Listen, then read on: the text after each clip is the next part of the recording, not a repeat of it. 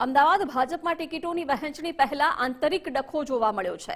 ઈસનપુર અને લાંભામાં ઉમેદવારોનો આંતરિક વોર શરૂ થયો। લાંભામાં રાહુલ માટિયા, ઈસનપુરમાં સની દેસાઈનો વિવાદ વકર્યો છે। કોંગ્રેસમાંથી ભાજપમાં આવેલ રાહુલ માટિયા સામે ઉઘરાણાનો આરોપ લાગ્યો છે।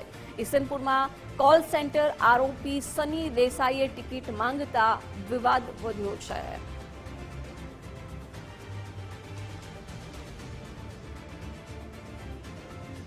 અમદાવાદ ભાજપમાં ટિકિટોની વહેંચણી થાય એ પહેલા જ આંતરિક ડખો સામે આવ્યો છે। ઈસનપુર અને લાંભા બંનેમાં ઉમેદવારોનો આંતરિક વોર શરૂ થયું છે। લાંભામાં રાહુલ માટિયા અને ઈસનપુરમાં સની દેસાઈને લઈને વિવાદ થયો છે। વિગતો મેળવીશું ધર્મેશ વૈદ પાસેથી। ધર્મેશ, હજુ તો ઉમેદવારોના નામ જાહેર નથી થયા, ટિકિટોની વહેંચણી થાય પહેલા જ ભાજપમાં આંતરિક ડખો જોવા મળ્યો છે।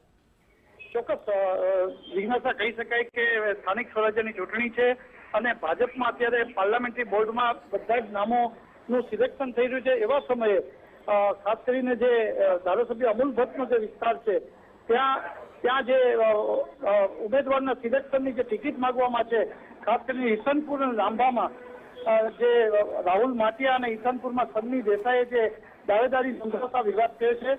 લાંબા કોંગ્રેસમાંથી ભાજપમાં આવેલ રાહુલ માટિયા સામે અનેક આક્ષેપો પણ છે અને ઈસનપુરના કોલ સેન્ટર સામેના પણ સની દેસાઈ સામે આક્ષેપ છે। આ તમામ જોતા અમદાવાદ શહેરના એક જ ધારાસભ્ય જેને કે અમૂલ ભટ્ટ સાથેની તસવીરો પણ વાયરલ થતા ધારાસભ્ય એમના સમર્થનમાં ઉતરતા કાર્યકરોમાં આંતરિક રોષ પણ છે।